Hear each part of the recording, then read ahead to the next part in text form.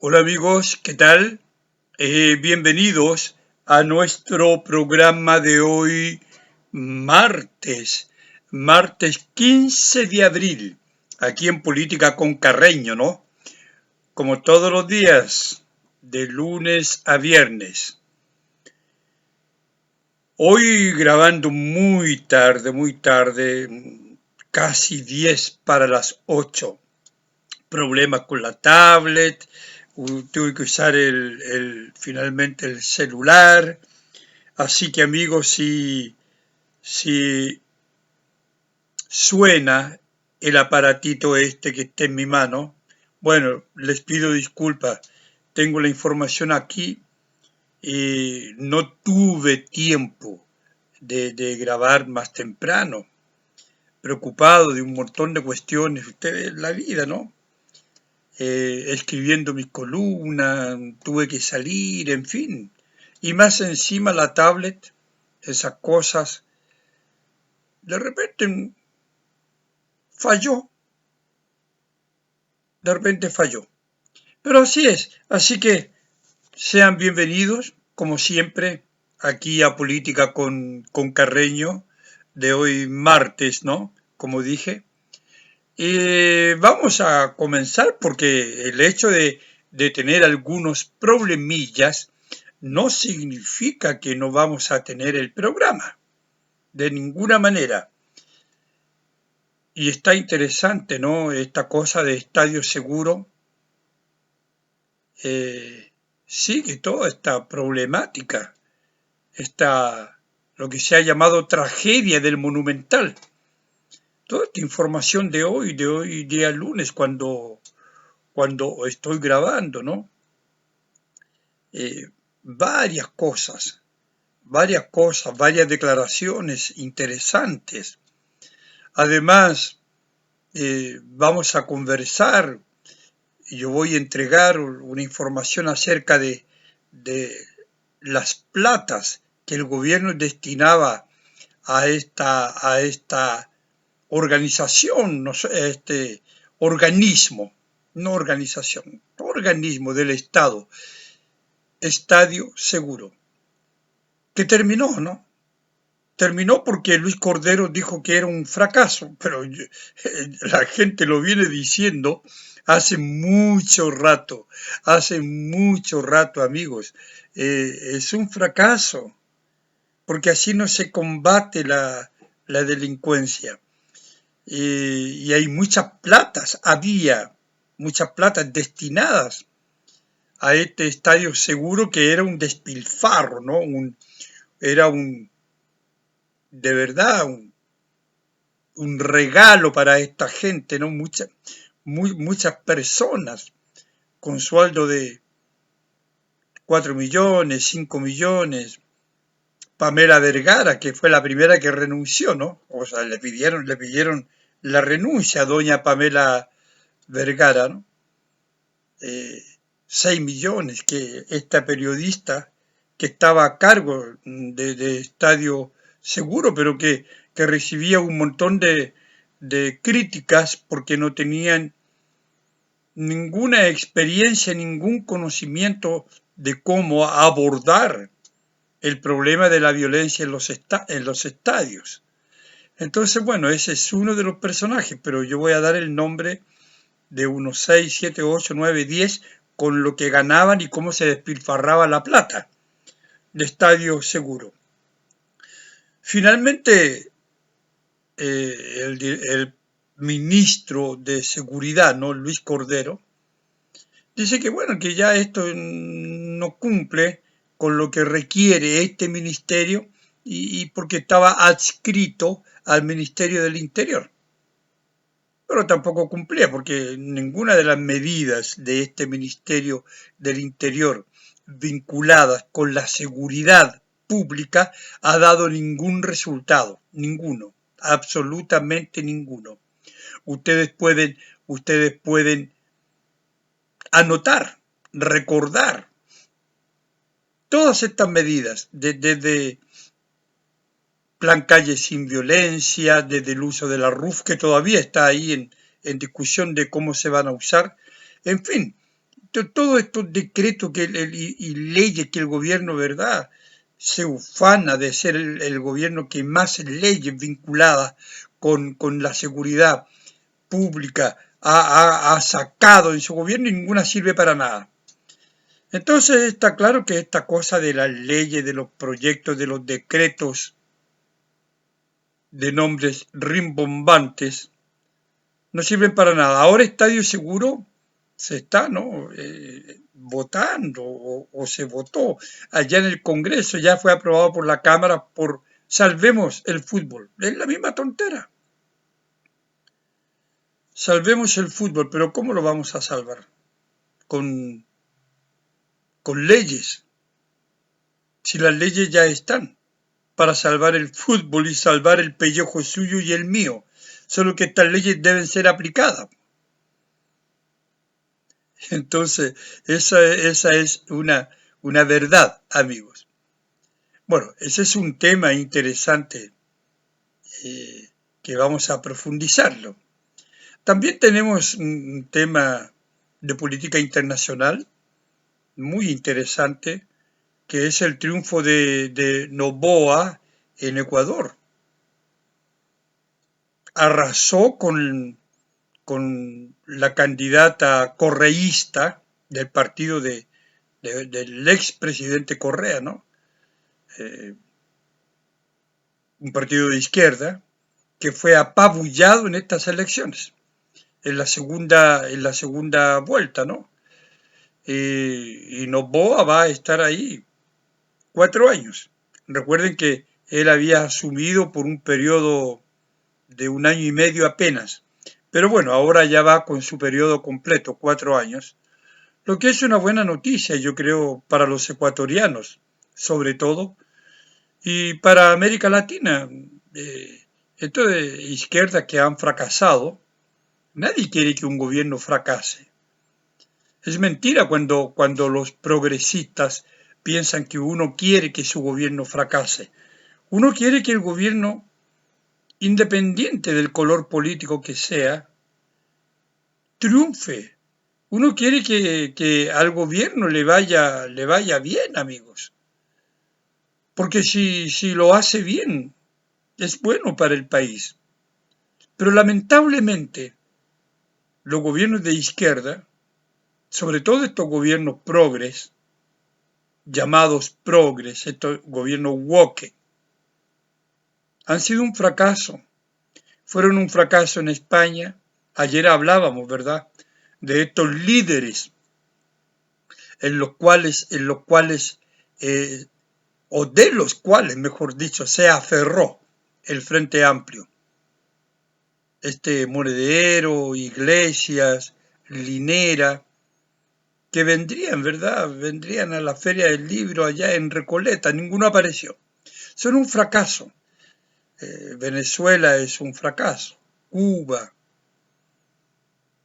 Bolivia con Luis Arce, con Evo, de verdad, tienen momentos como el de Arce, momentos interesantes, y luego caen en toda esta polémica, en toda esta corrupción, en fin. Y Chile, pues, si nosotros no tenemos que ir fuera de Chile, basta con quedarnos acá para entender, para sentir en carne propia lo que es el fracaso de un régimen llamado progresista. Porque lo estamos viviendo día a día. Entonces, claro, Noboa representa una posición bastante más, yo diría, democrática, y representa una esperanza mejor para combatir, por ejemplo, la delincuencia en Ecuador, que está violentísima también, el narco. Y esa es una de las problemáticas, ese es uno de los temas que Noboa tiene que resolver allá en Ecuador. El control, ¿verdad?, de estas bandas. Y bueno, él está dispuesto a hacerlo. Y yo creo que lo va a lograr. Yo creo que lo va a conseguir. Y en eso se va a diferenciar de Chile, donde tenemos cada vez más bandas, cada vez más delincuencia, como ustedes pueden apreciar todos los días y como lo comentábamos ayer. No podemos, decía el presidente Boric, no podemos normalizar la violencia en los estadios, pero la violencia se normalizó, presidente, como yo lo dije, en todo el país. Se normalizó en las escuelas, que lo vemos a diario, se normalizó en las universidades, se normalizó en los centros de salud, se normalizó en la calle, en plazas, se normalizó en todo lugar. Es lo que vivimos. Entonces es un tema interesante y que claro, vamos a conectarlo con un problemita que yo comenté ayer, que iba a comentar hoy, que tiene que ver con la multigremial y tiene que ver con todo esto de la violencia. Esto es como un tema que se junta, ¿verdad? Porque estamos hablando de este estadio seguro, un estadio seguro fallido, y que lo vamos a conectar también con este informe de la multigremial y que vamos a conversarlo hoy día, ¿no? Entonces, bueno, tomando el tema de Noboa para cerrar esta conversación sobre el triunfo de Noboa allá, la cosa fue muy clara, ¿no? Porque resulta que la misión de observación, ¿no?, electoral de la Organización de Estados Americanos, la OEA, en Ecuador, dio su veredicto, avalando la legitimidad del triunfo de Daniel Noboa. Y claro, ¿por qué es esto? ¿Por qué es importante que haya estos observadores internacionales? Para que justamente la gente en el mundo y la gente en Ecuador se quede tranquila. Ya vieron ustedes lo que pasó en Venezuela. Entonces, claro, y sobre todo cuando el otro sector representado en estas elecciones por Luisa Correa, la correísta, la candidata de Correa, ¿no? Denunció que había fraude, pero no mostró prueba en ninguna cosa. Entonces, ¿qué pasa? Que esta comisión, efectivamente, avaló el triunfo y es importante. Esta comisión está representada por nada menos que por el ex canciller chileno Heraldo Muñoz, que no es de derecha, ustedes saben, es un candidato de izquierda, o sea, es un político de izquierda, ¿no? Don Heraldo Muñoz. Entonces, esta comisión avaló los resultados presentados por el Consejo Nacional Electoral de Ecuador, obviamente, claro. Porque escrutadas 97,33% de las mesas, eso hoy lunes, cuando estoy grabando, Noboa tiene 55,65% de los votos válidos y Luisa González 44,35%, o sea, estamos hablando de más de 11 puntos. Es un triunfo categórico. Ahora, Los datos estos entregados por el sistema informático de escrutinios y resultados de este Consejo, ¿no?, Nacional Electoral coinciden, amigos, con la información compilada por los observadores a lo largo del país, estos observadores de la OEA. Entonces, claro, no hay ninguna posibilidad de que el reclamo de Correa, o sea, el reclamo de González, llegue a ningún lugar. Porque, sumado a todo esto, el equipo de la misión, de esta misión, ¿verdad?, observadora, hizo un cotejo entre las mesas observadas y los datos entregados, y pudieron observar que había plena coincidencia entre las mesas y los datos, los escrutinios entregados por la CNE, ¿no?, la Comisión esta Nacional Electoral. Así que el triunfo de Noboa es un triunfo legítimo, por más que la señora González quiera reclamar, y bien por lo que yo digo, por un factor democrático que me parece mucho más efectivo y mucho más legítimo que estos factores democráticos de izquierda. Porque la realidad nos muestra que es una democracia completamente fallida, por más que la señora Janet Jara diga que en Cuba hay un régimen democrático, que fue el hazme reír de sus partidarios, o sea, de gobierno y de la oposición, y de todo el mundo. Porque nadie en su sano juicio podría afirmar que Cuba es una democracia. En fin, pero vayamos entonces a Estadio Seguro. Retomemos estos Estadio Seguro con los datos que yo les quiero entregar, amigos. Veamos. Déjenme. Acá tengo una lista enorme con esta gente, ¿no? De los sueldos de Estadio Seguro, ya terminado por suerte, ¿no? Por suerte, no hay más Estadio Seguro, y veremos qué pasa entonces.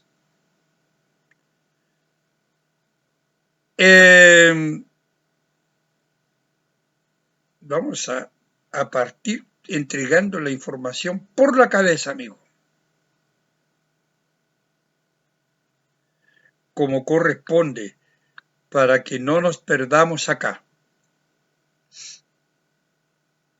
Las platas. Vamos viendo las platas de la gente.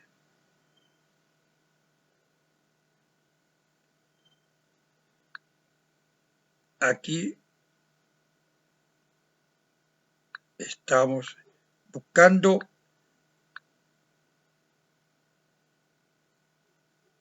dónde está esta cosa aquí, ¿no? Para entregarle por un orden.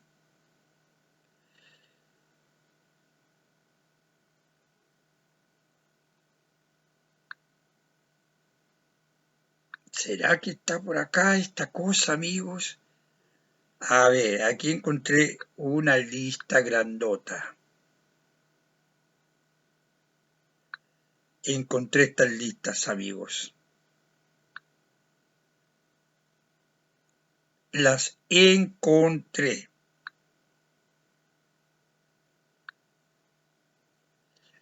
$370 millones de pesos. Demoré un poco, bueno, ustedes se dieron cuenta, pero así es la cosa. 370 millones de pesos eran los destinados a Estadio Seguro. Y la gente se cuestionaba porque tanta plata por nada, ¿no? Porque de seguro ningún estadio está, ningún estadio es. Pero bueno, era lo que había, ¿no? Este Estadio Seguro. Y la gente comenzó a reclamar entonces, ¿y qué pasó con esta plata del Estadio Seguro? Que el 90%, el 90% estaba destinado a sueldos. ¿Sí?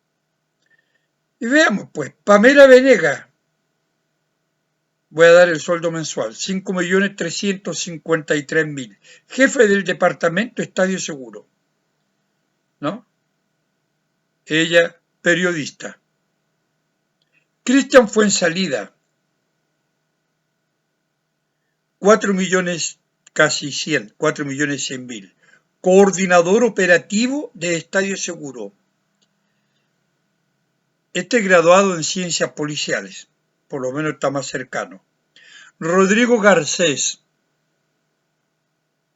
3.346.000. Asesor Estadio Seguro, periodista, ¿no? Ricardo Vitteri, 2.682.000. Coordinador de acciones penales de Estadio Seguro. Es un abogado. Gustavo Garrido, 2.682.000. Asesor de Estadio Seguro, puros asesores. Este es ingeniero comercial. No sé si ustedes ven la relación entre uno y otro, ¿no? Porque en el fondo eso es lo que hay que ver. Rodrigo Garcés, tenía 3.300.000. Ese ya lo nombramos. Y Ricardo Vitteri también. Pero otro, Jacqueline Salinas, me estaba faltando, claro. 2.423.000. Abogada. Juan Paulo, Juanito Paulo, 2 millones. Coordinador operativo de Estadio Seguro. Entonces ustedes ven además los cargos que tenían, ¿no? Coordinador, asesor, no sé. Constanza Barrera, 2 millones. Asesora de Estadio Seguro. Andrés Merino, 2 millones también. Asesor de Estadio Seguro, graduado en ciencias policiales. Natalia González, 1.500.000, el sueldo más reguleque. Asesora de Estadio Seguro. Nutricionista. A mí me llamó la atención, ¿no? Nutricionista, porque, bueno, ¿qué hace un nutricionista en el Estadio Seguro? ¿No? Le verá que comen estos asesores y abogados y periodistas. El asunto es que terminó todo este derroche impresionante, terminó. Ya no hay más. Pero, si ustedes creen que esta era toda la platita, había también una cantidad enorme para viajes aéreos, 30 millones. Solo el año 2003 fueron gastados 12 millones en viajes aéreos. Entonces, bueno,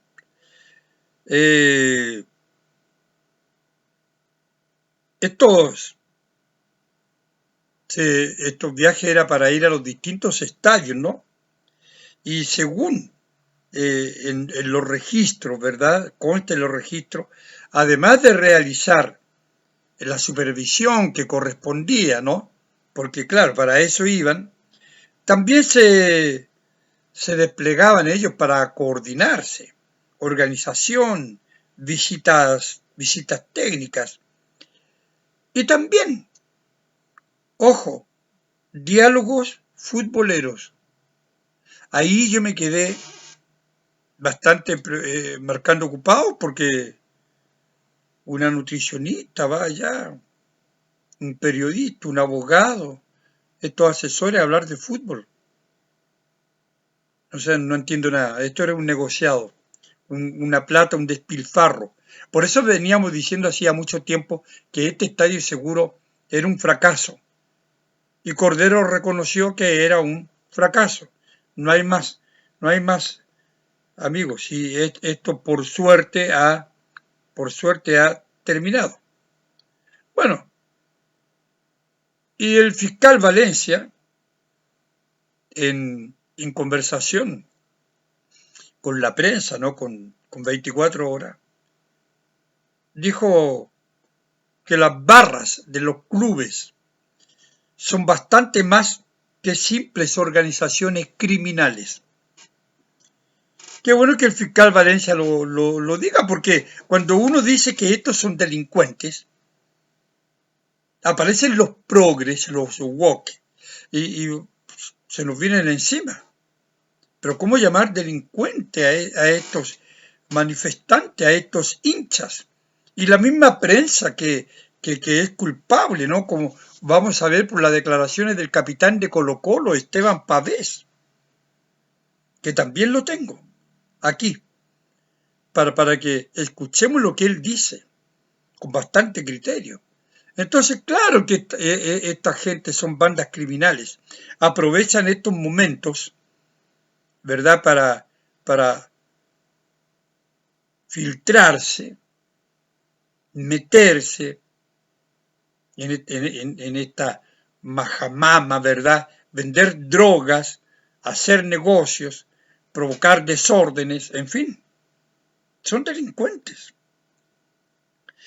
Dijo además el fiscal Valencia, a esta altura forma parte del sentido común que dentro de las barras están enquistados grupos que son bandas criminales y lucran de distintas actividades ilícitas.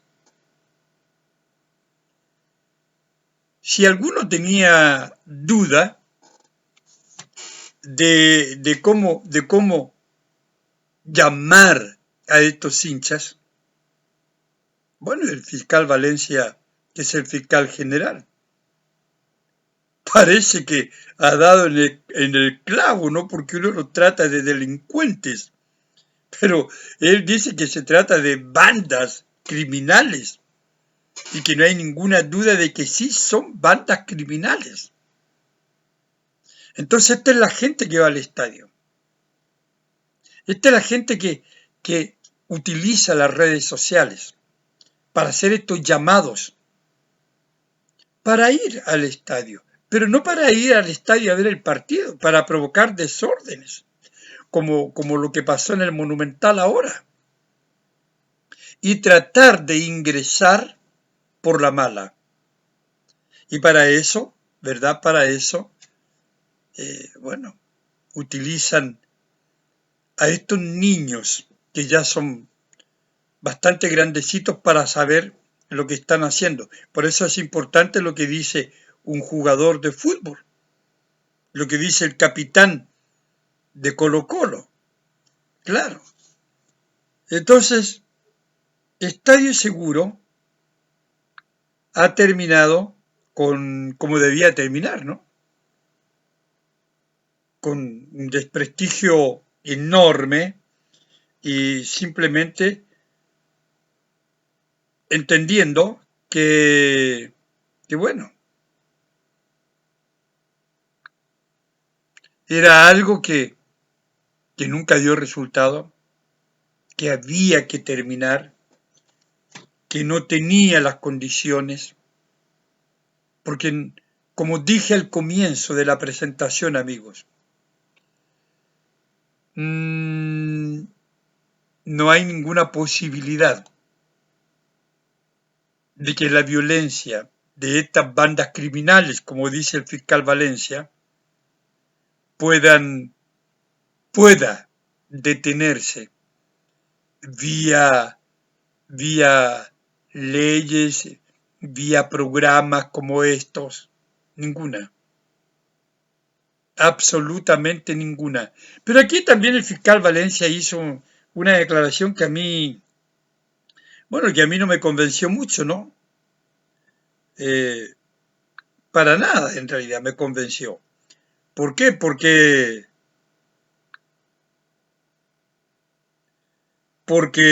él propone sus medidas. ¿Cuáles son las medidas?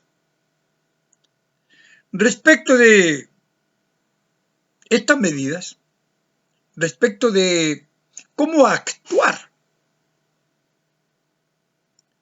ante esta violencia generada por estas bandas criminales, como él las llamó, estos delincuentes, dijo que enfatizó que debe ser, cito comillas, un esfuerzo en conjunto entre todos los actores involucrados, ya que ni el Ministerio Público, ni Carabineros, ni los clubes por sí solos podrían enfrentar este problema de manera eficaz. La verdad es que a mí no me satisfizo para nada la declaración del fiscal Valencia, porque no dijo nada que no supiéramos. Los clubes no tienen cómo enfrentar a estos criminales. La fiscalía sí tiene, y Carabineros sí tiene, pero no tiene las atribuciones. Es que por ahí va el cuento, pues, amigos. Entonces, claro, ahora va a comenzar a aplicarse este sistema ergométrico, no sé cómo, en los estadios al entrar, van a entrar ahí todos esos, y va a parar, va a entrar, va a haber un control más riguroso, dicen, ¿no? Luego, lo que generen violencia, me imagino que esto ya, que están en las cámaras para que todos los veamos, van a estar prohibidos por más de 12 años de entrar a cualquier estadio. Habrá este registro nacional, ¿no? Entonces dicen que con este registro los carabineros van a poder buscar a los que son procurados. O sea, no sé, pues, en esa multitud. Pero las declaraciones del fiscal Valencia no son convincentes. Porque si Carabineros no puede controlar a estas bandas y el gobierno culpa a los clubes, pero ¿qué puede hacer un club? Colocar guardias. Ayer yo hablaba de lo que dicen los presidentes de los clubes sobre estos guardias que no tienen ninguna experiencia. De repente gente mayor que no tiene ninguna capacidad para enfrentar a estos delincuentes, muchos de ellos armados. Entonces, tampoco quieren que vaya Carabineros al interior de los estadios. Yo creo que la policía puede estar afuera cuando hablamos de un país donde las cosas funcionan, donde se ha normalizado lo correcto, presidente Boric. Pero en un país donde la violencia se ha normalizado, a mi modo de ver, los carabineros tienen que estar dentro del estadio. Aunque los señores hinchas se enojen, porque se sienten ofendidos de tener la policía ahí. Bueno, y cuando no está la policía, entonces ocurre lo que ocurrió, pues no. Saquean el estadio, lo rompen, invaden la cancha, amenazan a los jugadores. Eso es, pues. ¿Y qué van a hacer estos guardias? Es ridículo, fiscal Valencia. Entonces, por supuesto que los clubes, a mi modo de ver, tienen la responsabilidad, muchos clubes, de apoyar a estos delincuentes, que son las barras bravas. Esa es la responsabilidad que tienen los clubes. Si yo no los estoy librando de culpa, sobre todo en los clubes más potentes, la Universidad de Chile, Colo-Colo y estos equipos, cuyas barras son de verdad muy peligrosas. Pero todas las barras se han vuelto peligrosas, violentas. Y esa es responsabilidad de los clubes. Porque está el Vox Populi, que estas barras trabajan junto con las directivas de los clubes, que los amparan, que los apoyan. Entonces son responsables. Pero no venga el fiscal Valencia a decir que este es un trabajo en conjunto, este es un trabajo del gobierno, porque la seguridad está en manos del gobierno. No está en manos del dueño de la farmacia, ni del dueño del club, ni del dueño de la discoteca. Gobierno, presidente Boric, ministro Cordero, fiscal Valencia. La seguridad es una responsabilidad y una obligación del Estado. Y en este momento el Estado lo representa el gobierno de Gabriel Boric. Entonces sí,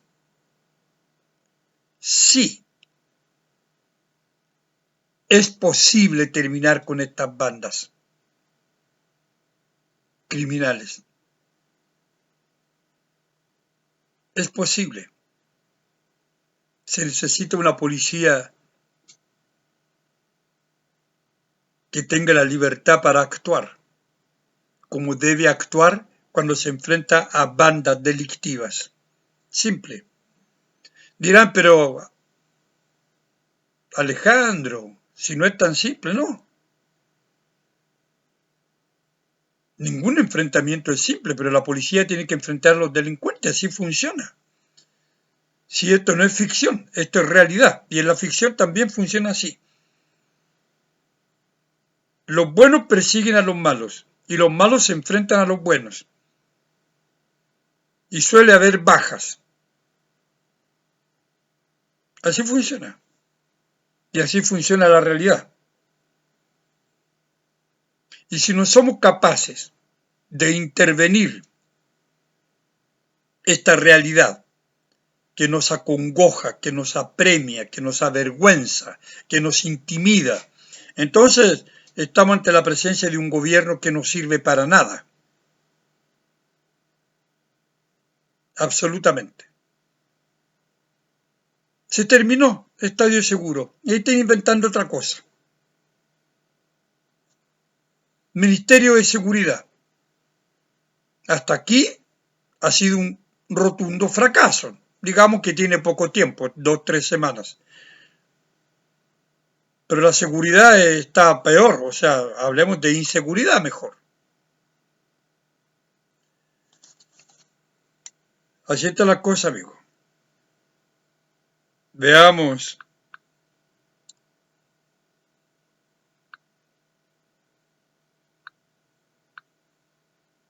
Veamos la reflexión impertinente de Carreño. De hoy lunes, ¿no? Hoy lunes 14. Lunes 14. El capitán de Colo-Colo, Esteban Pavés, habló claro y golpeado en conferencia de prensa. Dijo las cosas por su nombre y aludió a los niños que los medios, la Garra Blanca y todos los bondadosos y empáticos con el vandalismo defienden como si se tratase de ángeles. ¿Qué dijo el jugador y capitán? Cito: creo que esos 20, 30 niños, pendejos, no sé cómo llamarlos, la verdad, no son hinchas del club. Yo no voy a mi casa a romperla, Eso fue lo que hicieron el otro día. O sea, muy claro.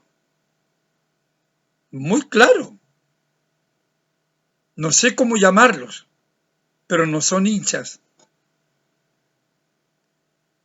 Esos niños de 12, 13, 14 años.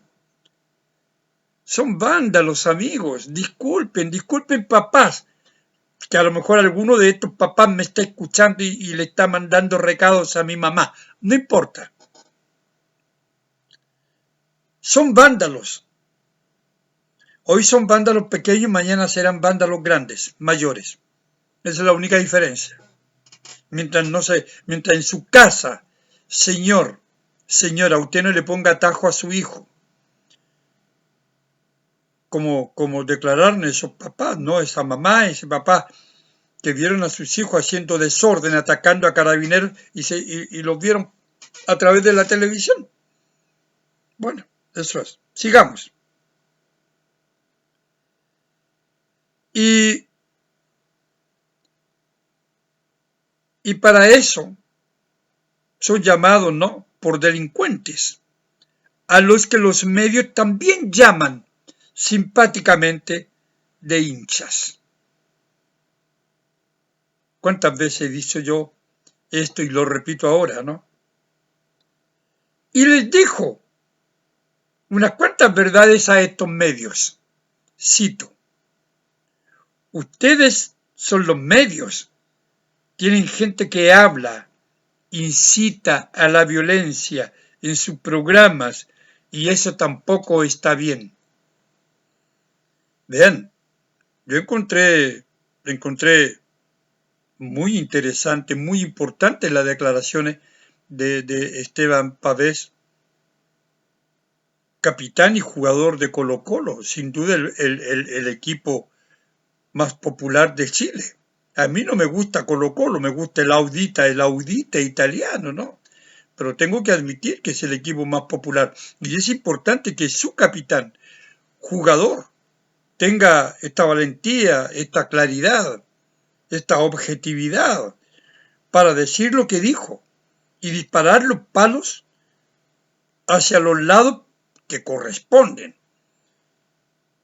Y también a la prensa, si nosotros sabemos lo que opina. ¿Cuántas veces yo he hablado del periodismo deportivo acá? Que deja tanto que desear. Y uno lee las columnas de ellos, los hinchas, los titulares de los diarios. No son hinchas, son delincuentes, y un poco eso es lo que Pavés les quiere decir.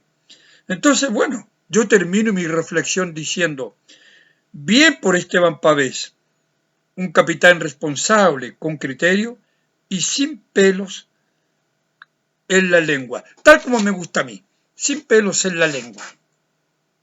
Y claro, de repente me agarro mis buenos enemigos, ¿no? Pero, en fin, ya el que nace chicharra muere cantando y yo voy a morir cantando.